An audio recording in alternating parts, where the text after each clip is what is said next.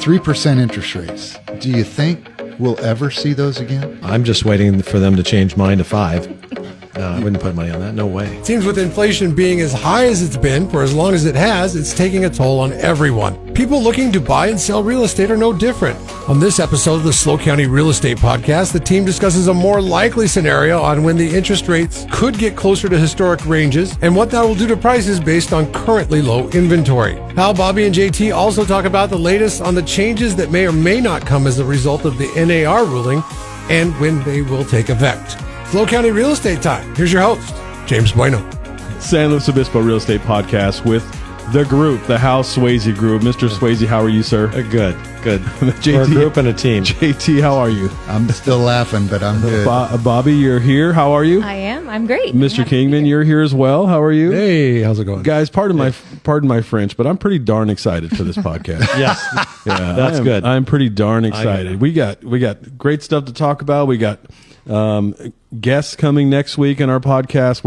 We're thriving. We're taking off. Yes. I just wanted to say that at the beginning of the podcast, thank you so much to everybody that listens to us. I get a lot of good feedback. So I agree. Yeah. I just got something. And we got Bobby with us today. Yes. we do. We're excited. Yeah. We have the leader, the team leader, the grand CEO. poobah of KW Central Coast. And she demanded to be in the middle in front of everybody too. Hal, I mean, how's that make you feel? I feel safer on the wing. What is She should be in the middle. What is the role of the team leader, what you could do? So the team leader's basically responsible for growing the company and managing the company, and like business coaching with, the top 20% of the agents there, foreseeing what's coming, down the line and kind of getting a strategy for what we're doing, which kind of we're touching on some of that today, with some of the things we need to strategize for. Awesome. Yeah. Boy, I'm glad he asked her that question and not me. Yeah. CEO. So your job is to look ahead and focus to on- look on the ahead and future. to know who I'm in business with and who we're in business with and help them, have the best businesses that they can and attract more people that are like-hearted, that want the same things and live in our culture. Oh, good. Yeah. I know. So your job It's is to pretty fun. look down the street, but not only just down the street, but down the street and around the corner to see what's coming Yeah. next. Yeah. Yeah, it's fun. I get to be to help- part of a lot of fun conversations. to help business owners like Hal make strategic decisions about how they move forward. Yeah. Right? I really like Bobby's leadership style too. Very good at just making sure we have the tools we need to do what we need to do and succeed. So Thank you thanks. for that. You're referring to the tequila I brought you.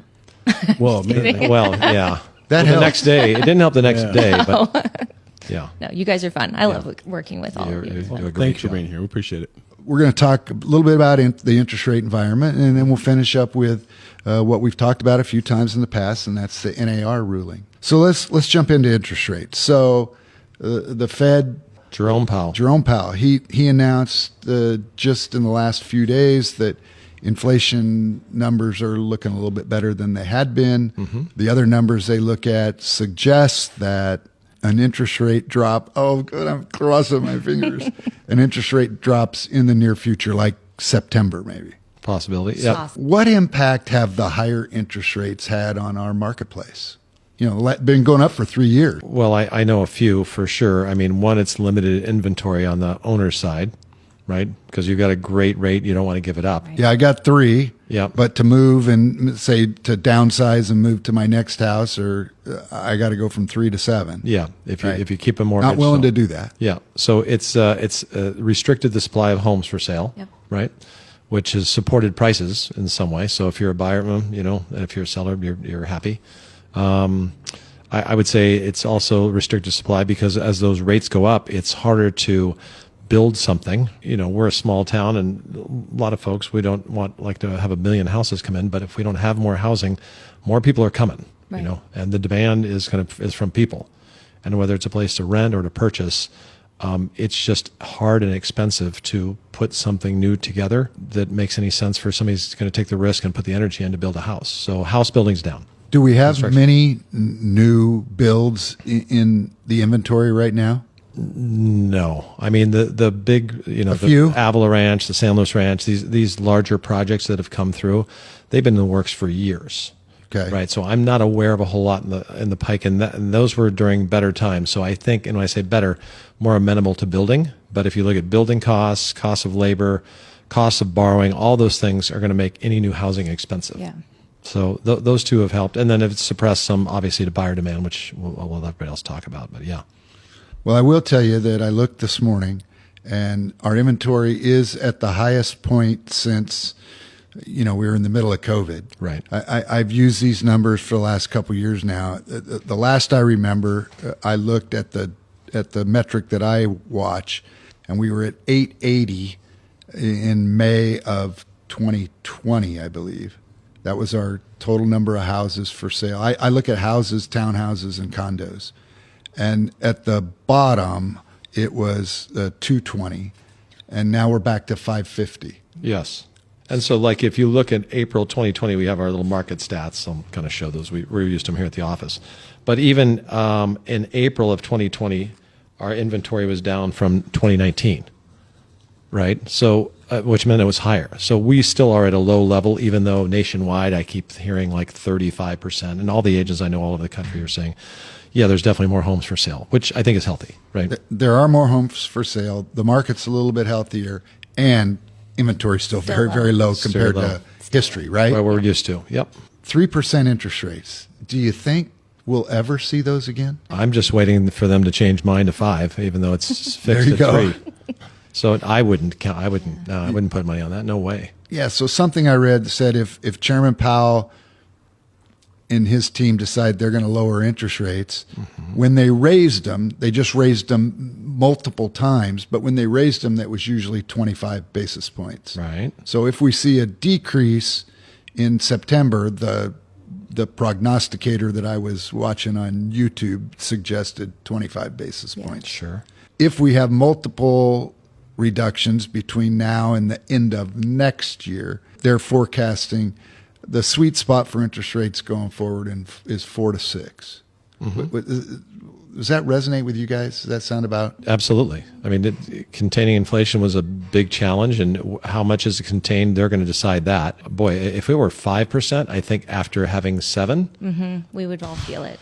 that would be amazing. But I think that's a good conversation to have realistically, because a lot of us, we get attached to the sound of interest rates coming down. Oh, we want 3 again. Yeah, I think that's what we're thinking in our heads. Maybe if we don't realize it. I'm going to wait till they're 3 to buy. Well, good luck, sir. Good luck. At 4 to 6, you believe our transactions would normalize a little bit. Is that right? Because their transactions last 2 years at all-time low, right? Right. And then there's like the demographic thing. So, I'm 62 or whatever, and are going to be, hopefully. And, you got people that I'm at the end of the baby boom, so late 60s, 70s, and they're scaling down. So those houses they might let go of at a lower rate or pay them off or go somewhere else. So that shift may help. So there'll be demand for smaller housing, but builders don't want to build small houses because it takes so much energy just to build one. You want to get it as big as you can, hopefully. It's going to be interesting what happens, but it will certainly help in terms of number of places for sale if we get that drop. Anywhere in the 5s, I think we'll see a huge increase in demand, and hopefully more homes will come up on the market. Many people that tune into our podcast that don't work in the real estate industry every day may not see some things that we see, and that's the impact of the national and local economy with a dramatic shift in transactions to the low point where we are today. Yeah. Are lower transactions good for brokers? No.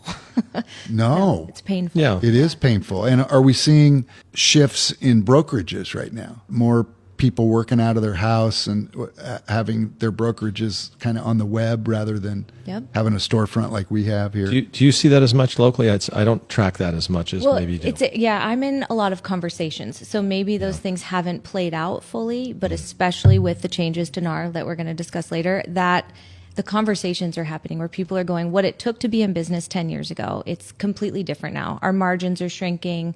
Just the time and energy that it takes to stay ahead right now in this industry. If you don't love it, the model has you're changed. out. The model has changed drastically, and it just doesn't make as much sense as it used to for those smaller productions. So they're joining with, larger names, and a lot of people are actually just leaving the business. So we're seeing a shrinkage in real estate agent count. We've seen the beginning of a shrinkage. Yeah. Yeah. I think this is just the beginning. And the work from home is way bigger, right? Yeah. I mean, I think it's in all offices. And that's such a disservice. If I think of how much you learn coming in and how much interaction, it's such a, like, yeah, it's unfortunate. We're so fortunate in that our agents that we work with daily see the value of the collaboration and the camaraderie that comes with. We learn about the business every day because we're together every day. Definite impact on brokers, right? Yes. But I wonder if the public thinks about the impact on lenders. Are we seeing a substantial impact on our lender friends? More than real estate sales. Yeah. Yeah. Because no refinancing business to speak of. Yeah. So not only are transactions down, you're not refinancing from 3 to 7. Right. Yeah. And and then you've got the number of buyers that are paying cash is higher than ever. So boy, the lending industry, that they've seen the biggest shrinkage, I would think, of anybody. So both the brokers and the lenders, it's really important that you enhance your skill set to stay competitive in a shrinking market, right? Yep. Mm-hmm. And what about title and escrow companies? We know that there's been shrinkage there, right? Yep, With sure. talking to some friends. So it impacts the inspection industry, right? I mean, I just made a list of all the people that it impacts. You want to hear my list? Oh yeah, let's hear it all. Yeah. Okay, so brokers, lenders, title, escrow, inspections, appraisers. Yep. Right? How about this? Plumbers. Sure. You're doing an inspection, there's a plumbing issue, we need to call a plumber. Yep. We're not selling as many houses, we're not doing as many inspections, we're not calling as many plumbers. Right. Same has to do with electricians and contractors. Here's one that I heard that I wouldn't have thought about on my own, and that's people who own a furniture store. Yeah. Yeah. Appliances. Home Depot, Miners Ace Hardware, all the impact that this industry has on our entire economy and so many small businesses in our communities, right? Yeah, and all those people are tied to families and, then their extended families. We talk about this all the time. This is our community, so you get to know these people deeply, and it's been really hard. They're the ones who support our arts and fine arts community. They're the one who supports Little League, and so this is a huge deal. So I'm really rooting for the prognosticators to be correct that interest rates are coming down. I was rooting for them last year when we thought the same thing, and it hasn't happened yet. But so we're feeling better about tomorrow than we actually feel about today. It sounds like cautiously optimistic. Yeah, there you go. Okay, let's leadership. Let's jump on to our second topic, and that's the NAR ruling. So there's two parts of that. Who wants to explain the first part, which involves transparency of commissions on the MLS? Okay. Who wants to explain that? Based on the ruling. Based on the ruling. Yes, you will call a broker and say, hey, I want to see the house on Banana Street. And you go, great. Come on in. There's a form you need to sign before you go look at the house. And it spells out the duties of each side of the transaction, the agent and the buyer, potential commissions that get paid, how long is the relationship, and is it for a number of homes or is it for amount of time? So that will make it interesting because there's a lot of forms in real estate, and our listing agreements many pages now, but most people just care about what's the price I'm going to get and how much do I have to pay the commission to the real estate agent. And in offers, there's 16 pages plus addendums. Yeah. And most people want to know how much am I going to get and when do I get it and when are the contingencies, right? And who's paying for what. So, and that could be on one page. So there's a lot of detail in these forms. So this last one is going to determine, you have to sign something like that. And it sounds like, and the forms keep changing and the dates move around, but it sounds like by the middle of August, you call a real estate agent, and some areas are already starting it and some aren't going to start at all. We'll talk about that in a minute. We've never met. If you're going to show me the house, I'll sign this thing that says I'm going to work with you if I buy it, and there's a certain amount of commission I could be responsible for as a buyer. Okay, versus having the seller pay for it, which has been customary for years. Right. Okay. Now let's make John make the argument: who has currently paid the commission, the seller or the buyer? Well, I know what John's going to say. I would make the argument that in the history of the world, there's never been a seller who's paid a commission. Now, if you look at the statements at the end of the deal, the seller's statement shows the commission. And so most people would say, John, you're full of baloney. The sellers have always paid the commission. But my argument is, from where did the money come? Yeah. And the money came from the buyer. And so the buyer has always paid the commission. It shows up on the seller's statement merely for accounting purposes so that the buyers can qualify for their loans. Right. They don't have to come up with that additional amount. And so it's like the pool of money. You're selling your house, Bobby, for $1 million. Buyer brings $1 million to the escrow account. Right. From that, okay, agent gets paid, title company gets paid, lending points, all comes out. Buyer supplied it, but where those funds are dispersed and who's responsible for them, it gets credit or debit, that's the closing statement. So I agree 100% with you, John. I mean, it is always that resource, that money doesn't happen unless a buyer brings money to escrow. So the main purpose of this, though, is just transparency. It's the buyer understanding what they could be on the hook for and what they could be paying. If the seller ends up offering it, great. But up front now we're seeing, and you can be ready for that. When you go to sell your house, you sit down, you have a listing agreement, you know exactly what it's going to cost, well, ish, depending on what you get for the house.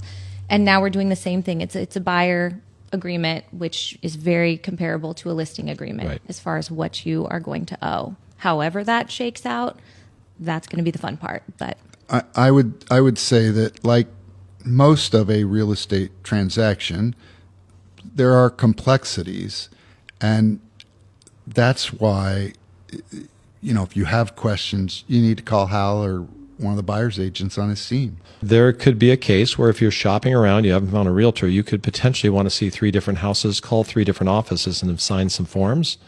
And unbeknownst to you, you might have some obligations when you find the right person. So if you're even thinking about it, you should reach out to a realtor and just that's been around and just go, okay, what can I expect?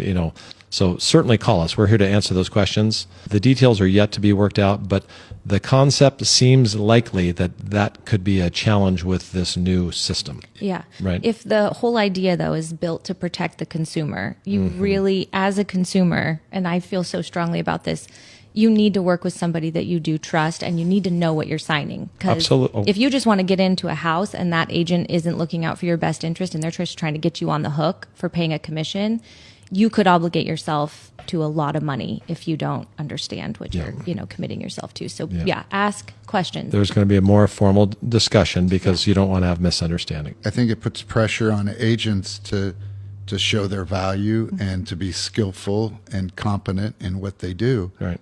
Again, this is complex. It could be a little bit scary if you didn't have somebody that has a lot of experience, knows what they're doing, and you trust them to guide you through this complex system. Yep. The second part of this NAR thing is the whole multiple listing service issue and being able to publicize commissions. Yeah. And I hear there's some pushback on some of that Yeah. across the country. Do you hear the same thing? Yes, I do. And I think that it's a reasonable reaction. Yeah. Yeah. Well, what they're proposing and we're likely to see is, used to, and it's been transparent here. It's occurred in the past for sure, but you cannot advertise what you're willing to offer someone in terms of a commission for a buyer's agent. Right. You can advertise that, hey, I'm going to sell my house. I don't want to put a carpet in, so I'll give someone a $5,000 carpet allowance. That makes it more attractive for a buyer. You can advertise that you put solar on your house. You can invest money in staging a house, getting it professionally cleaned, painted. All those are investments to try to add value for the buyer, to entice a buyer to come in. Many buyers don't want to look on their own. They want an agent. So if you're not going to compensate the agent, or if that's an unknown, and I think it'll easily be known, but to start it'll be unknown, a buyer could go, well, I don't want to pay that $1 million house. I don't want to write a check for an extra $25,000. That's why it's always been on the seller's statement, right? Even though it comes in.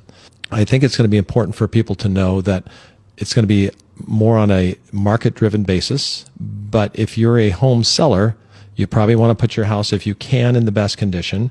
You probably want to offer out a commission to the agents because you never know who's going to bring the highest price offer in. So you want to incent them in a way that's, of course, negotiable as always. So those things all go into it. Otherwise, you don't put money into the condition of the house. You don't put money in the condition of the property. You don't put money into commissions, and then you just sell it for a lot less, which is always an option. Right.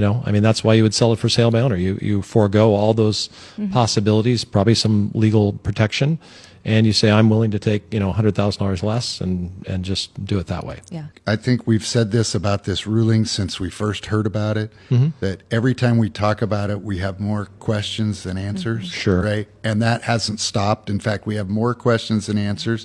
In fact, I just saw something this morning about some part of the country has said, we don't even think this is legal. Right. To hide the information because of First Amendment rights. Yeah, you should have the right, what they're saying, and many states have adopted it. What happens from here, nobody knows, but hey, I should be able to, as a homeowner, not as a real estate agent, advertise that, I have new windows and I'm offering a fee or a concession to go to a buyer's agent, all these things. That's what's described. It's like trying to describe your property, but you can't say some of the stuff about it, right? This one we're working our way around. I think it won't change things too much, but for a while it's going to be a different situation than we've seen, but we've seen other situations that are different. I hope the questions that we have get answered so that they don't cause more complexity and heartburn for buyers, sellers, and brokers. Yeah. It's complex enough already. Yeah, it very much is. Yeah. I want more answers. More answers. Yeah. Well, those they change every day. So we'll call, keep you updated. Just give us a next call. month, another update. Another on the update. NAR. Yeah. we're going to be But talking about it for a while. seriously, if Yeah. you are concerned about this issue at all, call Hal's office. They can help you through this. Yeah. For us, I've called it a nothing burger because with great professionals to help you, it shouldn't be an issue. That's a great resource too, because it could take you by surprise. A lot of people might not even be paying attention to it, and if you know somebody who gets caught by surprise, give Hal a That's call. unfortunate. Yeah. All right. Well, guys, thank you very much. And Bobby, if you have anybody that needs to buy a house, you can send them Hal's way as well. So appreciate that. I'm just totally joking. Perfect. Thank you. All right, guys. Thank you so much. Thanks, we'll talk to you later. All right.